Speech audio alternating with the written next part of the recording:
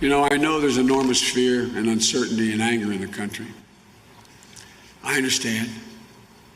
I know so many Americans are suffering loss of a loved one, suffering economic hardship, wondering, can I feed my family tomorrow? What's going to happen?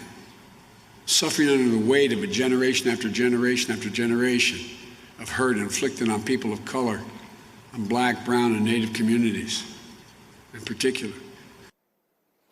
17-year-old Jalen Thompson is a member of America's 2020 high school graduating class. He lives in O'Fallon, Missouri.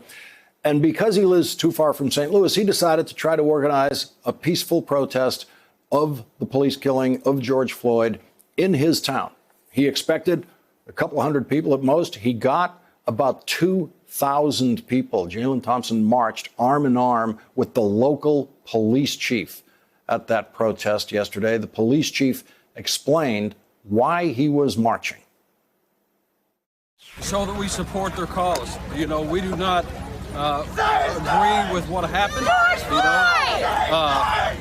we do not condone the behavior of that one.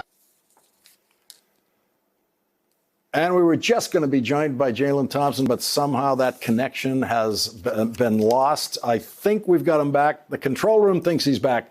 Jalen Thompson joins us now from O'Fallon, Missouri. Jalen, great to see you. I'm glad that that connection worked. So this was the first protest you've ever attended, and you organized it yourself. What did it feel like to be marching arm in arm there with the police chief? So it's just a real feeling.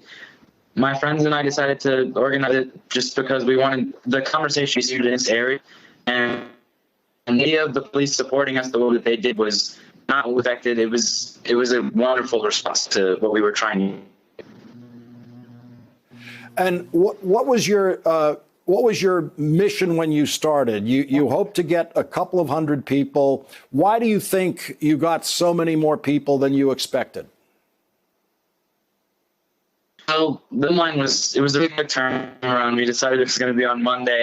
It was on a Saturday that we decided we were going to have it. So we posted about it. And by Sunday, halfway through the day, a page reposted it. And it was like 1,000 comments on the page. And it was a lot of hate. And people kind of showed up to support because they saw us. And there were hundreds of shares, so they wanted to come and make sure that we knew that we did have more people than we expected. And that's exactly what it did. They showed up. I wanted you to listen to something that Joe Biden said today about Dr. King. Let's listen to that. A few days before Dr. King was murdered, he gave a final Sunday sermon in Washington, where he told us that though the arc of the moral universe is long, he said it bends towards justice. And we know we can bend it because we have. We have to believe that still. Jalen, it sounds like you still believe that. You still believe Dr. King's words that we can bend this toward justice. Absolutely. Showing more now, honestly. The marches that we're seeing, the protests that we're seeing, there are thousands of people who are white, thousands of people who are from different walks of life than we've ever seen before supporting people.